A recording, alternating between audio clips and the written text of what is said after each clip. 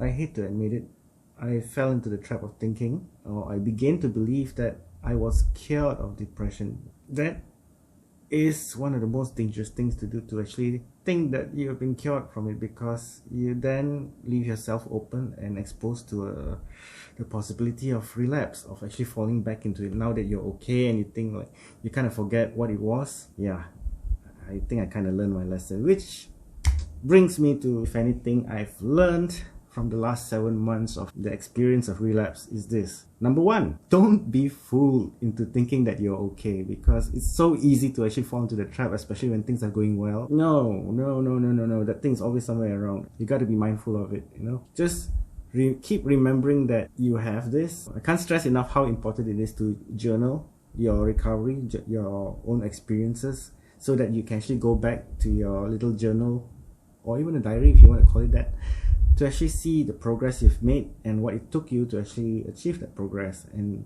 not let it go to waste by just ignoring it and falling into a relapse. Number two, continue your therapy even if you're feeling well. Go back, see your psychologist, see your psychiatrist, and talk about things.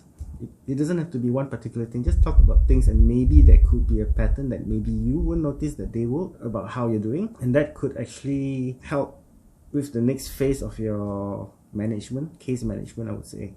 If you're still recovering, that's very, very, very important to keep going on with your therapy. But once you're stabilized and you're okay, it's still good to go back for therapy once every 2 or 3 months, just to make sure that you're fine. Number three, be mindful of yourself. Only you know yourself best, so be mindful of yourself about what you're going through. If you feel you're on the verge of relapse, or even on the verge of feeling really bad or affected by depression, seek help.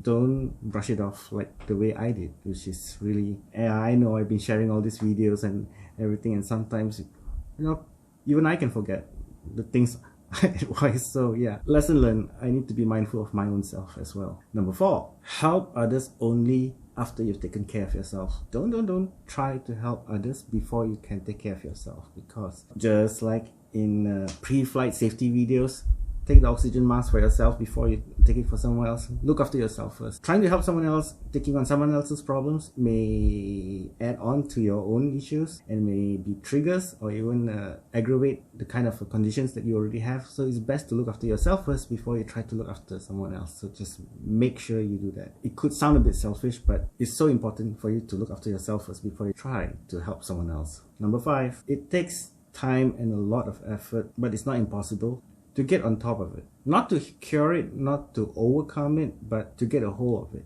Depression is not something that you can just brush off, cure yourself off. So it's not impossible. You can do it with a lot of time and effort, commitment, in the sense that you have to stay true to your therapy schedule, stay true to the to the drugs that you've been prescribed, stay true to the path that's been planned for you, for your recovery, and eventually your recovery from this thing that I and 1 in every 5 people in the world have. Of course, some have it even worse. So, and yeah, that's about it. Thank you all for watching. That brings to end my journal for May 2022. Take care.